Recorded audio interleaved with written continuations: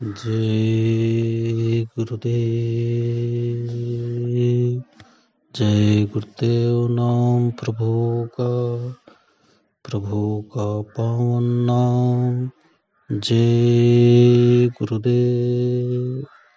स्वामी जी महाराज सत्संग सुनाते हुए बताए, शाकाहारी सदाचारी बाल संघ पत्रिका। बाबा जय गुरुदेव ने कहा कि दो प्रकार की पूजा होती है, एक तो साकार और एक निराकार। ये मन, इंद्री, बुद्धि और शरीर ये सफाई साकार है। ये साकार पूजा करते हैं।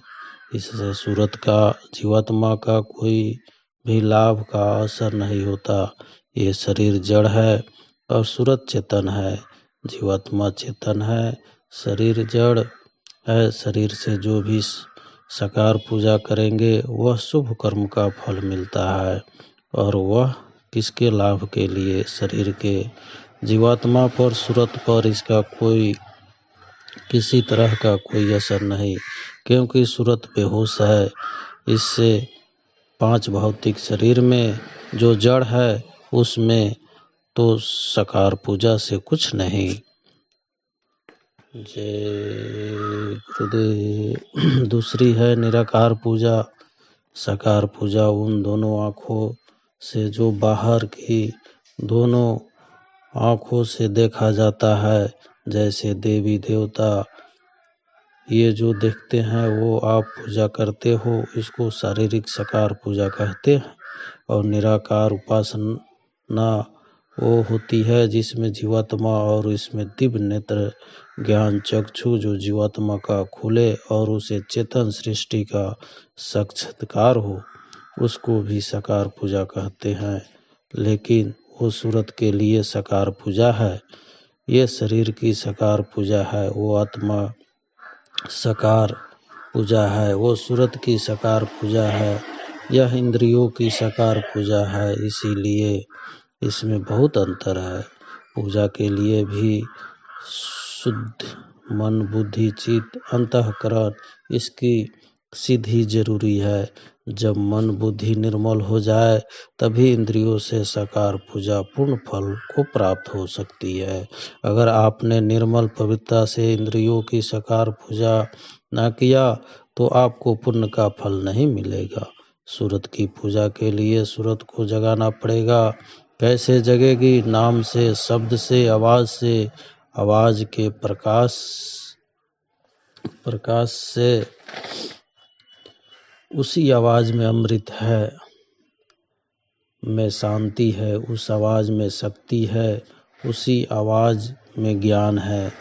यह शारीरिक जड़ है, ये तो किसी का नहीं है, और वह सूरत चेतन है। चेतन का चेतन ज्ञान। हम लोग आत्मिक साकार पूजा नहीं करते, इंद्रियों की साकार पूजा करते रहते हैं। उसमें कोई बोध कराने वाला नहीं होता। ये अच्छा है, ये बुरा है, ये बुरा है, इसको मत करना, ये अच्छा है, ये करना। जिसकी इच्छा हुई उस प्रकार करते रहते हैं।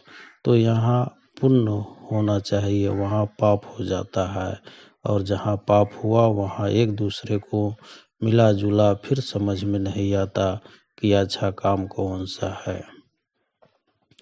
इसी तरह से हम सब बाहर की पूजा से भी और आत्मा की पूजा को होती महापुरुषों की, उसको तो बिल्कुल भी भूल हो गए तो समझ आने अपने आप व्यर्थ जाता है। क्योंकि यह मनुष्य शरीर थोड़े दिनों के लिए तो मिला है, इसका विशेष कर कोई उम्र नहीं है। यहाँ पर कोई उम्र दे दिया, 100 साल के लिए श्वासों की पूंजी दे दिया, उसको जल्दी जल्दी खत्म करो और बस समय पूरा हो जाएगा। इससे मालूम होता है कि मनुष्य अनमोल शरीर किराए का मकान है। मकान मालिक ने इस आत्म पूजन के लिए यह अवसर दिया है। तो महापुरुषों से मिलकर तुम्हें पूछना चाहिए कि वह कौन सा रास्ता है जिससे आत्मा जगाया जाए और ज्ञान चक्षु दिव्य नेत्र शिव नेत्र खुल जाए, तो हम भी वह चेतन लोगों को देखने का, उसका अनुभव करें, उसका ज्ञान प्राप्त करें। तो समय नहीं उसके लिए महात्माओं के पास जाने का। अहंकार हो गया, मैं तीर्थ करके आया, उससे क्या होने वाला। वो तो जिस काम से आते हो वो भी तो सोता है ही रहता है। इससे क्या होगा कि आगे की खोज जरा भी नहीं कर सकते हैं। समय पूरा हो गया तो निकाल बाहर कर दिया। ये तुम घर में बाहर अड़ोस पड़ोस में देखते हो। उसके सिपाही जब आते हैं तो फौरन मकान से मनुष्य शरीर से निकाल बाहर करते हैं और शरीर को उगाड़ देते हैं और जला देते हैं। लोग रोते रह जाते हैं, मेरा तेरा इसका उसका। वो किसी की सुनने वाला नहीं। वो तो ये है कि जिस लिए मनुष्य शरीर दिया गया उसमें अपना काम करते। वो किसके लिए दिया गया, हमें तो आत्म पूजन के लिए। तुम उसको जगाओ और वो सच्ची आत्म पूजन ज्ञान पूजा करो। वास्तविकता यह है कि मालिक के स्वरूप की पूजा, उसके भेद मालूम नहीं, जानकारी ही नहीं है तो क्या बेचारा करेगा। तो जिसकी महिमा की गई थी किताबों में पुस्तकों में, वह तो बात ही खत्म कर दिया। बुरे कर्म के संग से बुराई है, अच्छाई तो उससे मिलने वाली नहीं है। लेकिन बुराई का प्रत्यक्ष असर होता है। जो बुराई से बच जाते हैं वह तो आत्म कल्याण की खोज करते हैं। यह शरीर बूढ़ा हो जाता है, कमजोर हो जाता है, इससे आत्म पूजन नहीं हो सकती। जवानी के जोश में आत्म पूजा करो तब इसका लाभ मिलेगा। आप तो उसी में लगे रहते हो।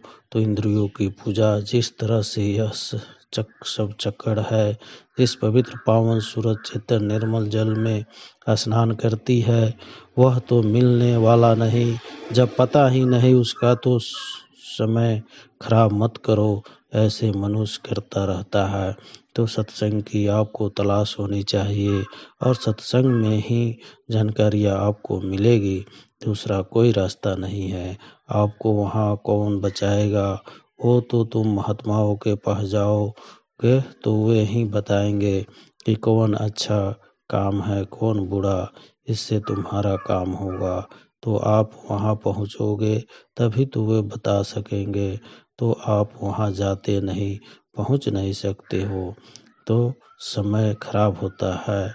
तो अभी यह मालूम है किराए का मकान मालिक समय पूरा होते ही बिना डर बिना भय के मकान मालिक कान खाली करा लेगा।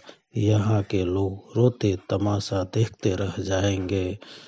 जय गुरुदेव।